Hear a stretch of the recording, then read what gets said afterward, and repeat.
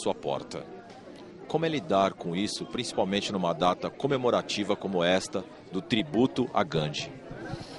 Bom, em primeiro lugar, aquilo que eu falei publicamente, associar a morte do Gandhi, que morreu por uma bala assassina, e no meu caso pessoal, lembrar que meu pai também morreu com uma bala assassina.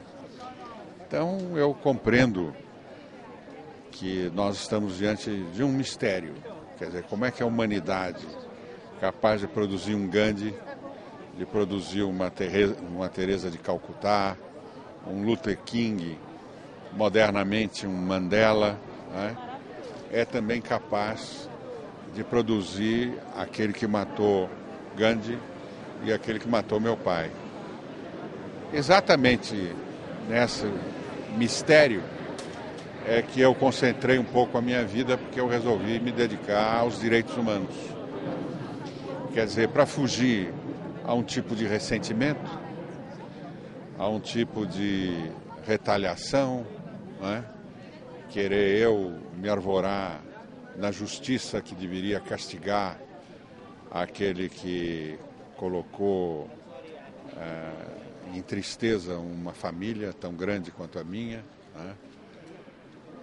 Procurei exatamente extrair dessa tragédia, como procuro extrair da tragédia do Gandhi, um caminho diferente do que você contrapor o mal a um mal semelhante. Só tem uma saída, é procurar a justiça. Em primeiro lugar, a violência não pode ficar impune. Ninguém tem o direito de tirar a vida do seu semelhante por prazer, né?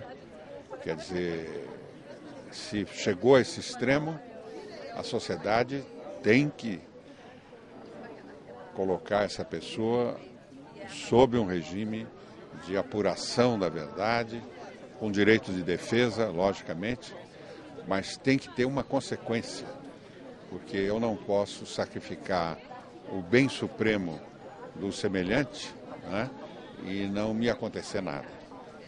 Isso é praticamente os direitos humanos, que quer exatamente esse tipo de resposta que você deve dar à violência, você estabelece os limites, que são as leis, que é a moral, que é o sentimento humano, né, para você não transformar o mundo numa sangueira permanente. De maneira que eu extraí, tanto da morte do Gandhi, como da morte da minha família, uma lição que eu tenho procurado modestamente fazê-la uma lição positiva e não negativa ou ressentida. Por que uma humanidade e uma sociedade tão violenta? Olha, em primeiro lugar, porque as pessoas não são preparadas desde o começo para uma alternativa, né? Quer dizer, tudo leva à violência. Não deliberadamente, né? Mas a televisão acaba sendo violenta, o trânsito é violento, o que os políticos fazem na luta política é violento. Na família, a relação entre familiares é violento. Quer dizer, a violência está disseminada em todos os setores e em todas as partes. É preciso que você tenha, se fosse uma doença, você teria já uma vacina.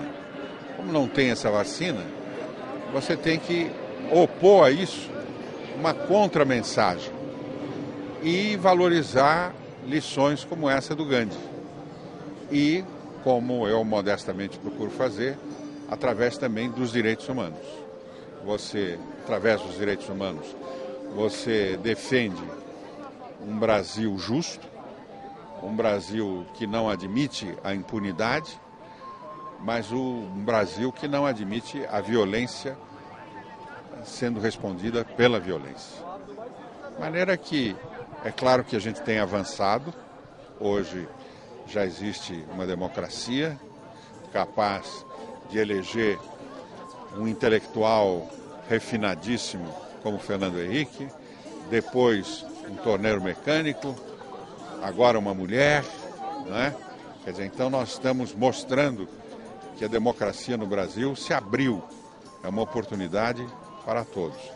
Isso já é um grande avanço. Agora, em cima desse avanço, você precisa tornar a vida cotidiana, o dia a dia brasileiro, menos violento.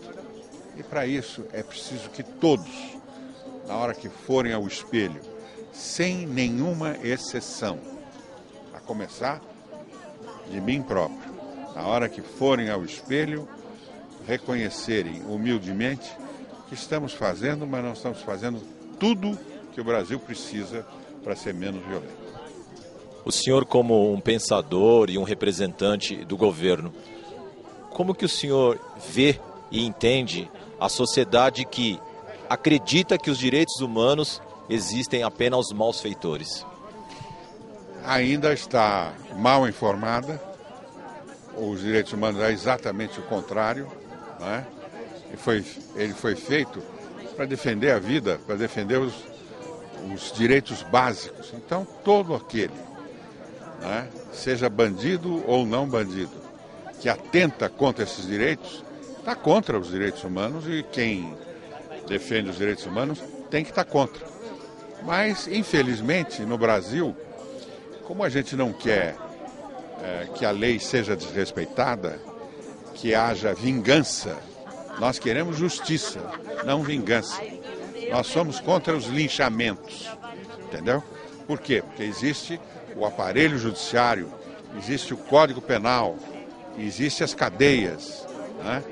Isso supõe exatamente um outro tipo de caminhada diferente do sujeito porque foi ofendido, ofender em grau maior aquele que o ofendeu. Eu acho que hoje menos pessoas acham isso dos direitos humanos e mostra que eles estão sendo mais compreendidos no Brasil. Nós que o conhecemos, parabéns pela sua atuação, pela pessoa nobre que o senhor é e essa luta, enfim, por justiça. Muito obrigado, agradeço muito essa TV e agora vou me tornar um assistente dessa TV. Até mais.